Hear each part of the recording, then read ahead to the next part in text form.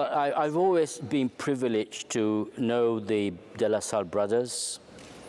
I was actually born on the 15th of May, which in the De La Salle tradition is an important date because it always remembers the founder, Saint Jean-Baptiste de La Salle. My cousin's son also is privileged to be part of this school, and they have been talking to me with pride about the heritage and all the immense effort which goes into educating young men and assuring them the future that would be also a service to this great country. That brought me to Detroit. I've been to Mexico City for a seminar, and I need to go to Notre Dame University. Detroit was a natural stop with family, and I was so privileged to receive an invitation to celebrate the Eucharist with these young men.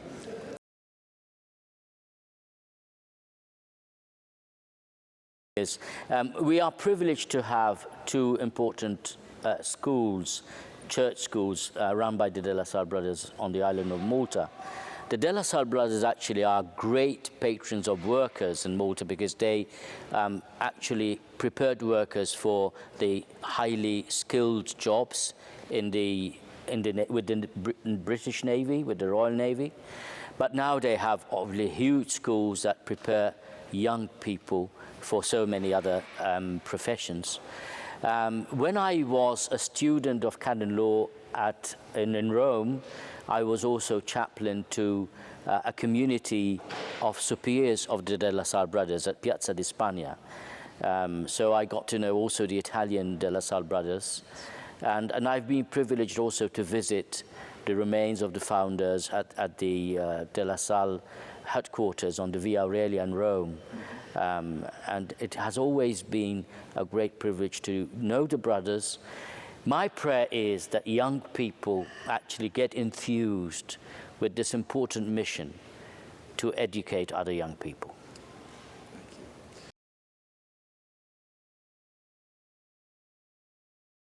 I think it's not only young people who need to get challenged into doing the right thing. It's all of us, because we are part of this culture that at times treat other people as objects.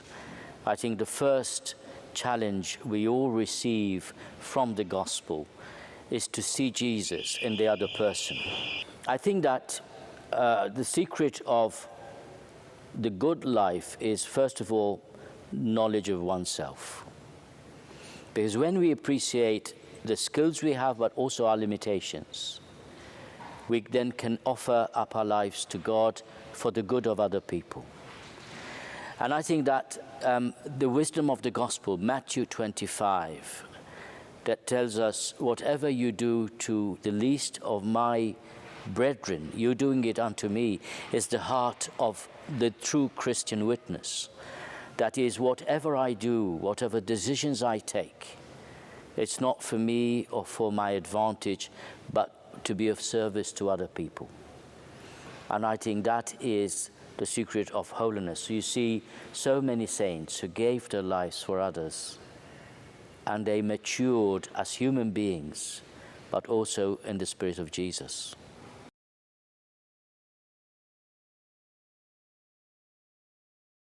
Well, I think the hope for young people is to meet Jesus Christ. I don't think they're attracted to simply a tradition that is handed down from one generation to the other. They need to meet the person of Jesus Christ.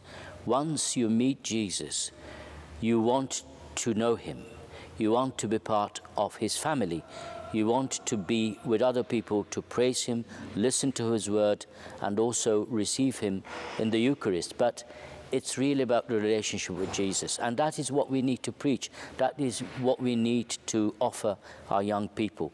Now, I feel that with young people, but not only with young people, the best and shortest way to meet Jesus is to be with the poor, to dedicate time to help people who need help, because in the poor you meet Jesus waiting for you to be served.